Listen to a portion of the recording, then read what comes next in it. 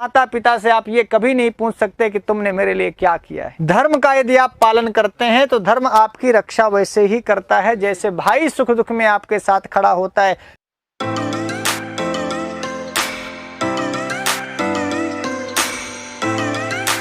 हमारे परिवार के लोग हैं ये 6 लोग मेरे परिवार के लोग हैं। इसीलिए आज मैं इस श्लोक को लेकर के आया कि इनमें से 6 नहीं तो 2 ले लो, 1 ले लो, 4 ले लो, 5 ले लो, कोई भी हो, आप इनको अपने परिवार का हिस्सा बना लो। हम पढ़ा तो इसके लिए रहे हैं कि आपको एक नया बाप मिलेगा। आज नया बाप तो नया पिता बनाइए। पिता ज्ञानम लिखा था और हम लोग प्रतिदिन ज्ञान की अर्चना करते हैं, ज्ञान चाहते हैं तो ज्ञान आपका पिता की तरह पालन पोषण करता है गुरु जी। तो ज्ञान पिता है, पिता ज्ञानम लिखा और सत्यम माता, एक रिश्ता बनाया कि मानो हमारी माँ सत्य है। जो आदमी सत्य बोलता है तो सत्य आपकी रक्षा सुरक्षा माता की तरह करता है।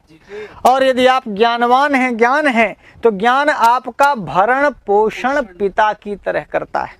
ठीक है भैया। और धर्मो भ्राता, तो ये देखिए दूसरा रिश्ता बनाया पिता ज्ञानम। तीसरा बनाया धर्मो भ्राता।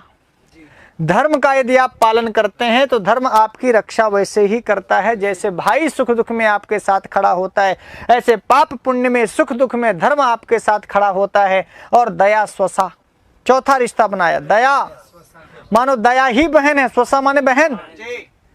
और 5वां रिश्ता बनाया कि इसके बाद भाई मातारी हो गई, बाप हो गया, भाई हो गई, बहनी हो गई, तब फिर लड़का बड़ा हो गया, बोला ब्याह करेंगे। तो बोले ब्याह करना है तो शांति ही पत्नी, शांति ही हमारी जीवन संगिनी, हमारे जीवन में शांति होनी चाहिए। यत्र यत्र जीवनम तत्र तत्र शांति। इस हिसाब से आपको शांति को अपने जीवन में ऐसे शामिल करना चाहिए जैसे आपके जीवन में आपकी पत्नी शामिल होती है। गुरुजी, पत्नी शामिल होती है सुबह में, दोपहर में, रात में, शाम में, बोलने में, लेने में, देने में, बच्चों में परवरिश, कहीं आने में, जाने में, कुछ भी व्यवहार करने में पत्नी का बड़ा रोल होता है। ऐसे आपके जीवन में शांति रूपी पत्नी होनी चाहिए तो जीवन शांतमय बनेगा, सुखमय बनेगा। चाणक्य ने कहा शांति मेरे जीवन में उस प्रकार से है जैसे पत्नी। और आखिरी में कहा 6वां रिश्ता बनाया क्षमा पुत्र। पुत्र, जैसे आप पुत्र का बड़ा लालन पालन करते हैं ऐसे ही जब आप बड़ा हृदय रखते हैं ना तभी आप किसी को क्षमा कर पाते हैं। बेटवा छोटा बेटा होता है, महतारी को दूध पीते समय कितने लात मारता है। और न जाने आपको बेटा बड़े होने के बाद भी बहुत बार कहता है कि बाप तुमने मेरे लिए क्या किया है, तेरी बाप की ऐसी की तैसी। ऐसा भी मैंने सुना है बेटों को बाप से लड़ते हुए। तब मैं सोचता हूँ कि यार ये क्या पूछ रहा है कि तुमने मुझे क्या दिया है।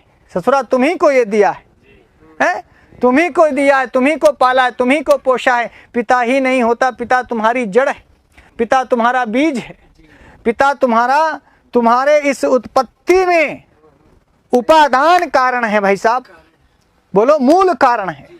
माता पिता से आप ये कभी नहीं पूछ सकते कि तुमने मेरे लिए क्या किया है। आज जो कुछ भी हो वो सब कुछ माता पिता की वजह से हो।